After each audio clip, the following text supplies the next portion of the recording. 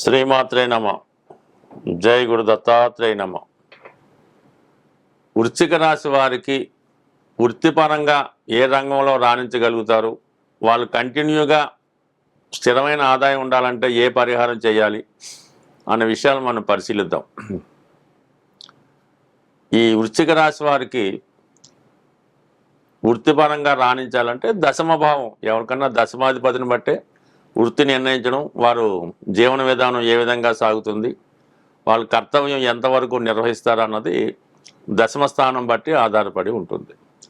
మరి వృశ్చిక రాశి వారికి దశమ స్థానం సింహరాశి, అలాగే రాశ్యాధిపతి సూర్యభగవానుడు కాబట్టి వీళ్ళు ప్రభుత్వ రంగ సంస్థల్లో కానీ ప్రభుత్వ ఉద్యోగానికి బాగా రాణించడం జరుగుతూ ఉంటుంది. వాళ్ళ జీవితంలో దశమ భావం దశమాధిపతి ఎంత బలంగా ఉంటే, అంటే శుభగ్రహాలతో కలిసి ఉన్న స్వక్షేత్రం ఉచ్చక్షేత్రంలో ఉంటే ఆటోమేటిక్గా జాతకుడు ఆ స్థాయి తగ్గట్టుగా ప్రభుత్వ సర్వీస్లో చేయడం జరుగుతుంటుంది. అదే ఈ రవి సూర్యభగవానుడు పాపగ్రహాలతో కలిసి ఉన్న, నీచలో ఉన్న, రాహుకేతువులో యాక్సెస్లో గ్రహణ యోగంలో ఉన్న మొదలగు యోగాల వల్ల జాతకుడు ఎంత ఉన్నత కుటుంబంలో పుట్టినా సరైనటువంటి నడవడిక లేకపోవడం, ఉద్యోగపరంగా తరచూ ఫెయిల్యూర్ రావడం, జీవితాంతం కూడా ఈ రిటర్న్ ఎగ్జామ్స్ పరీక్షలు రాస్తూ రిపీట్గా దానికే ప్రయత్నం చేయడం జరుగుతుంటుంది. బట్ కంపల్సరీగా ఈ రాశి వాళ్ళు రవిని స్ట్రెంత్ చేసుకోవాలంటే రోజు సూర్యభగవాన్ని పూజించుకొని ఆ పరిహారం చేసుకుంటే తొందరగా సెటిల్ అవ్వడానికి కారణం అవుద్ది.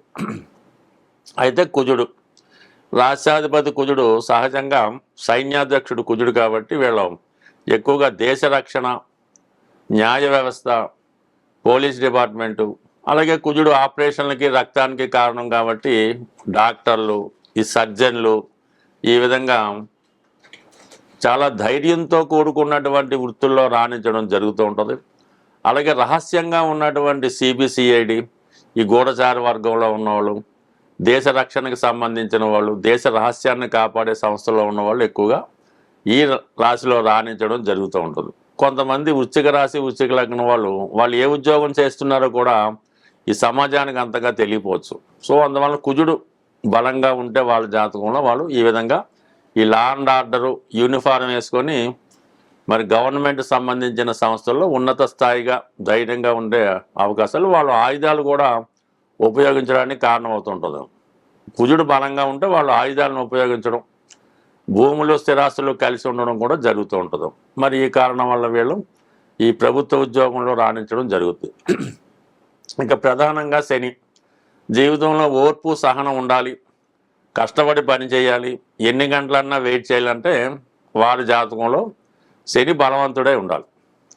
శని ఎంత బలంగా ఉంటే వాళ్ళు అంతగా వృత్తిలో రాణించగలుగుతుంటారు.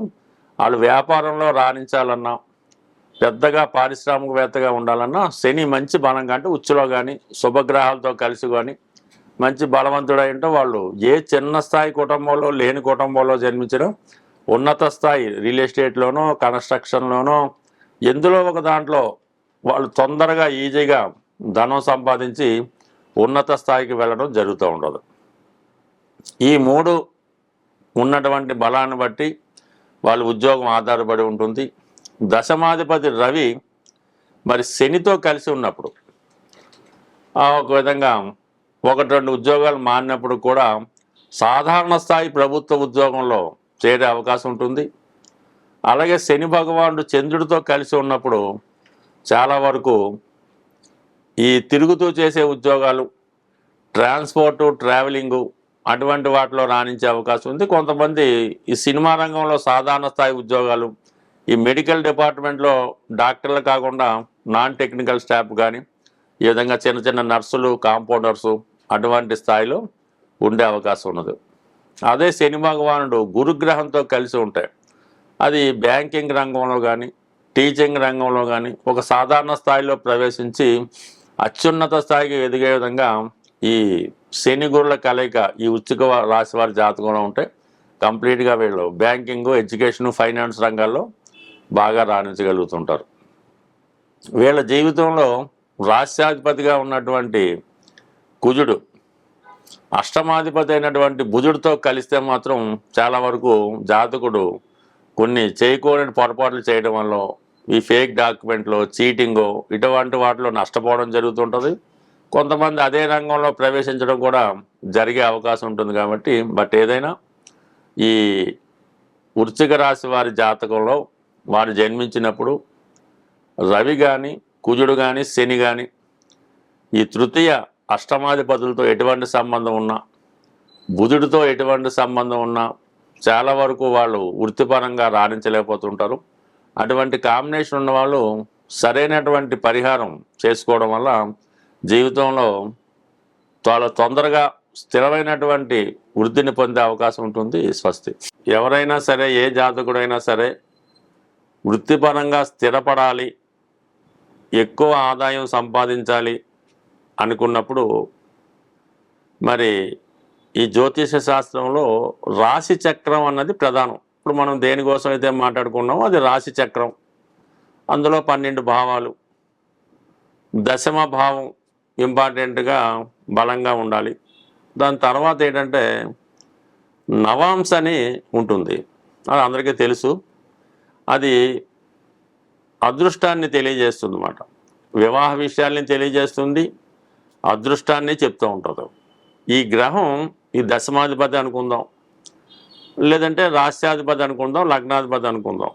నవాంశలో ఎంత బలంగా ఉన్నాడు అన్నదే ఇంపార్టెంట్. రాశిచక్రంలో నీచలో ఉన్నాడు, ఏమి పాపగ్రహాలతో చూడబడుతున్నాడు, చాలా బలహీనంగా ఉన్నాడు అనుకుందాం.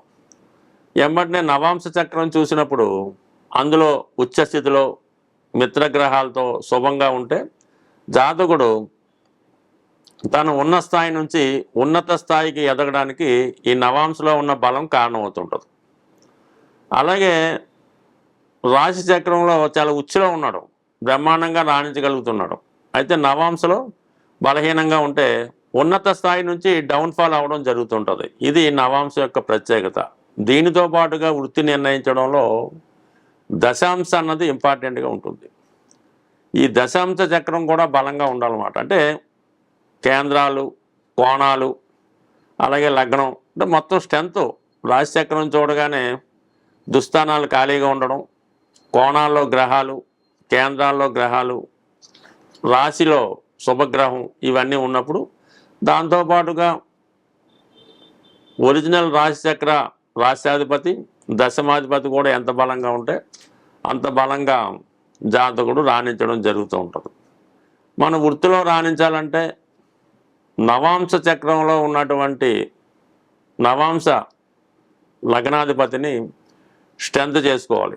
ఆ రాష్ట్రాధిపతికి చెందినటువంటి, అంటే నవాంశ లగ్నాధిపతి కాకుండా దశాంశ లగ్నాధిపతి ఎవరైతే అవుతారో, కన్ఫ్యూజ్ అవ్వకండి, దశాంశ లగ్నాధిపతి ఎవరైతే అవుతారో ఆ గ్రహాన్ని స్ట్రెంత్ చేసుకోవడం వల్ల జాతకుడు తొందరగా జీవితంలో సెటిల్ అవ్వడం జరుగుతుంది. ఉద్యోగంలో కూడా గ్రోత్ రావడం జరుగుతూ ఉంటుంది. అది పట్టుకోవాలి జాగ్రత్తగా. అది అందరికీ ఒకటే ఉండదు, రకరకాలుగా ఉంటుంది. దాని తర్వాత ప్రధానంగా పరాశర మహర్షితో పాటు జమిని మహర్షి కూడా మనకి జ్యోతిష్ శాస్త్రాన్ని ప్యారలల్గా ఇవ్వడం జరిగింది. అందులో అక్కడ ఈ రాశి చక్రంలో ఉన్నటువంటి గ్రహాల స్థితిని బట్టి ఆత్మకారకుడు, అమాత్యకారకుడు ఇలాగా నిర్ణయించడం జరిగింది. అవి ఆ కారకత్వాల్లో ఉద్యోగపరంగా మనకు కావాలంటే అమాత్యకారకుడు పట్టుకోవాల్సి ఉంటుంది. అంటే మీ యొక్క రాశి చక్రంలోనే వీళ్ళంతా ఉంటారు. ఆత్మకారకుడు, అమాత్యకారకుడు, భాతృకారకుడు, పుత్రకారకుడు, ఇవన్నీ ఉంటాయి అన్నమాట. సుమారు 7 కారకత్వాలు ఉంటాయి. అందులో అమాత్యకారకుడిని పట్టుకోవాల్సి ఉంటుంది. ఆ అమాత్యకారకుడు ఎవరైతే ఉన్నారో ఆ గ్రహానికి సంబంధించిన రోజు మనం ఉపవాసం ఉండి ఆ రోజు పవిత్రంగా ఉంటే మీ వృత్తి ఇంప్రూవ్మెంట్ అవుతుంది. ఇది గొప్ప పరిశోధన తర్వాత ఒక ప్రముఖ జ్యోతిష్యవేత్త చెప్పడం జరిగింది.